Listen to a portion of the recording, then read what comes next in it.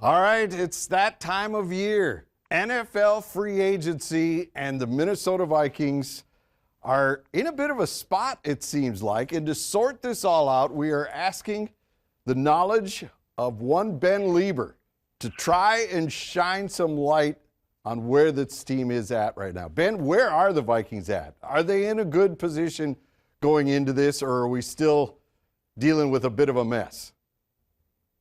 Well, they're in a good position. I mean, much better than they were a week and a half ago. You know, they have around $9 million under the cap now, so they feel somewhat safe. But let's be honest, you know, there's a lot of other teams ahead of them, and I would say probably in the neighborhood of 15 or 16 other teams that are in tremendously good cap situations. So, you know, is your buying power that much better? Not really, because, you know, relative to the rest of the league, you're still below middle of the pack. And if you're going to get in a bidding war with somebody above you, you're probably not going to win that. So yes, it does allow you to spend some money, but as far as getting into a bidding war with some top free agents, I just don't think that's going to happen. All right, could this be a year where players take maybe a one-year deal to try to figure out what happens after COVID? Because we're seeing the salary cap being compressed this year, and a lot of players are getting tossed to the curb. Do you see guys maybe that you wouldn't have a shot at taking a one-year deal and then looking to get paid once the new TV deal is and once fans are back in the stadiums? Yeah, I could see that, but I still think that you have to be really strategic about that. And you have to sit down with your agent and figure out, is next year, even though the cap is going to go up, what is the supply and demand for my type of my position and my caliber of player? And yeah, you could bet on yourself and say, I'm gonna take a one-year flyer. I'm gonna go out there and prove myself. But you also have to keep in mind, 1 year with a new team, a new coach, a new scheme, sometimes it's not always to the benefit of you when it comes to production. So does it maybe is it a benefit to sit or play 1 year and then test the market again, even though the salary cap's gonna go up by $40 million? Or do you sign a 2-year deal and then maybe go into that pool of free agents? So I still think everything's going to be unique to that person and that player, because you have to still look at what is the situation and what's the scenarios down the road. All right, so what is on Rick Spielman's shopping list? What is the number one target?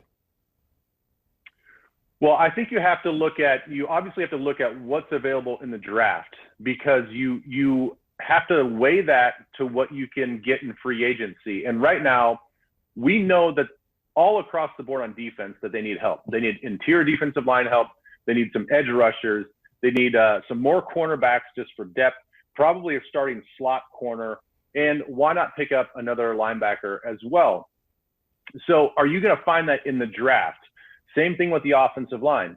I would say they have a great shot, all things being equal. They're not trading anybody, any picks. Right. If they stay at 14, you're in a great spot to get a starting offensive lineman. So that means, to me, in free agency, you're looking for interior defensive line and edge help in free agency. And I do think that there are some mid-tier guys that they could go and get. All right. Throw us some names out there that Viking fans can be watching during this tampering period that starts tomorrow. Well, I did talk about we can't really get into a bidding war, but I'm crossing my fingers on this one, because I think Solomon Thomas would be a fantastic addition to this team. He's a guy that has been injured as of late. He suffered an ACL injury in week 2, but he's young. He's still in his mid-20s, and he's a 3-down player, and I think you get tremendous value for him. And I do think that some teams are going to be scared off because of the medical history. I think maybe the Vikings could swoop in and get a guy like that. Now, Carl Lawson, a lot of people are talking about Carl Lawson as well. He's going to be one of those top-tier guys, so I don't think you're going to get him. Same with Trey Hendrickson out of the Saints. All right, we've already seen the shoe drop on Bailey, on Reef. There's rumors out there in some publications that Barr is going to be showing the door if he doesn't restructure. Do you see another big shoe like this dropping before free agency opens up, or do you think the Vikings are pretty happy with what they got at this point?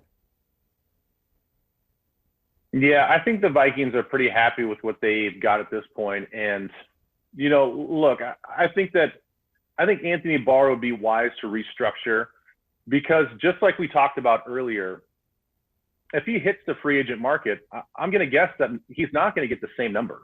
And usually when you restructure, the guaranteed money that you are going to get, you're still going to get that. It just might come at a different time and in a different form. So if he's worried about his guaranteed number, that I wouldn't worry about that. And I think if he's going to restructure, the team's going to put themselves in a good position to help him out as well. And so maybe from a pride aspect, the restructure doesn't look good on paper, but he still has a lot to prove coming off that pec injury. And I think if he can get back to the way he was playing at the end of 2019, I think everything works out.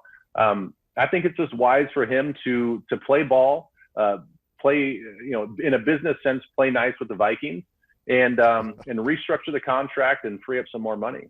All right, we can't do an interview without Kirk Cousins in every scenario out there. Can we put it to rest now? I mean, Spielman came out in his availability, said it's over, he's ours. All these trades have been in the wind, but we're too far down the road now, right? Or is there still a shot?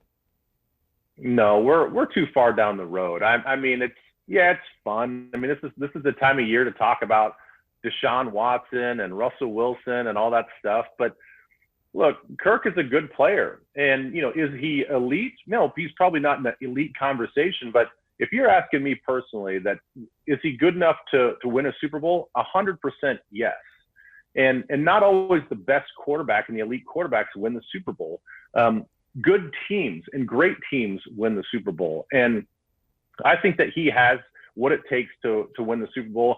Now let's just build around him, get some more pieces like you do every year. And I think it's good that Rick went out there and just said, let's squash this, stop talking about this. This is a non-issue, and we don't need to go into this next season with any sort of schisms or anything like that. All right, Ben, thank you so much for the time. Follow him all over social media, Nacho Lever podcast, Unrestricted. Lots of ways to stay in touch with him, and he's a great source throughout free agency. Ben, thank you so much for the time. All right, thank you so much. And I'm dropping my podcast with Greg Jennings tomorrow, and it's fantastic, so please check it out. Oh, I'm listening. I will listen to that one. Thank you. All right, thank you.